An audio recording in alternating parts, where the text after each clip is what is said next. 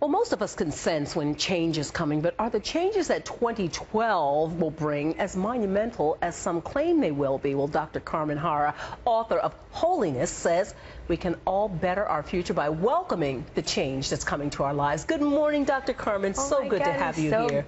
I'm glad. I'm excited to be with you, Pat. I know. This new place. You like our new studio. Thank you so much. It. Well, you want to share a message with us, and that is, a lot of people are loathing, fearing 2012. They're talking about the Mayan calendar and the end of the world. First of all, what do you stand on that? What do you think 2012 is bringing to us? 2012 is the beginning of a new era. It's the end of an era of darkness and the beginning of an era of light, enlightenment. Actually, 2012, December 21st, 2012 equals an 11, which means enlightenment.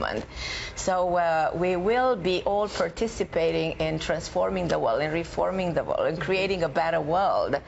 And actually, to me, it's far from being the shift of the pole, but is the way of bringing the world together into unity and oneness. And my book is more than a book. It's just the way we were meant to live, and the way we are supposed to, transform everything in order to better ourselves and be the miracle we want to be.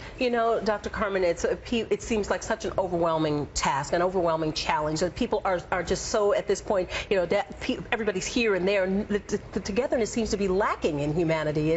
How do you see this coming together? What do we do as individuals to try to make that happen? Exactly, but you see, people are afraid, and when people are afraid, they alienate, they separate themselves. And the message is, let's come together, because then we are powerful.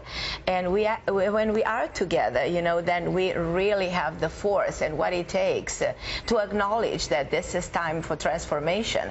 And that 2012 is reforming the world, is getting the world where it should be, into unity. Because if people alienate themselves, you sense fear everywhere, and you have to take the fear and transform it into possibility. Where do we begin this, as I said, seemingly overwhelming task of coming together?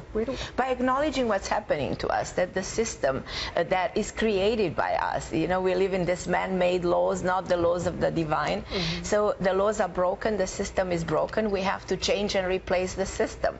It's like 100 years ago, we didn't have presidents, we didn't have the stock market, we didn't have the banking system. We live by in a different way, but now we have to acknowledge that the system needs to be repaired.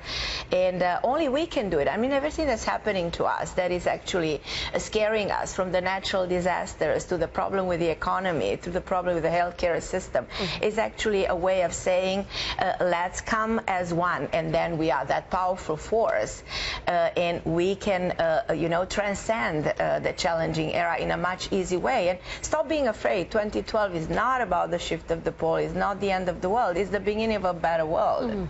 Well, I like the way you see it. I see it, and I think if everybody sees it, then we can make it happen. Well, let's hope that the message reaches the masses. And Dr. Carmen Harra, we always appreciate you being here, giving us guidance and enlightenment. Again, the book is called Wholeliness, W-H-O-L-E, Wholeliness, embracing the sacred unity that heals our world. Thank you again, Dr. Carmen. Thank you for having me.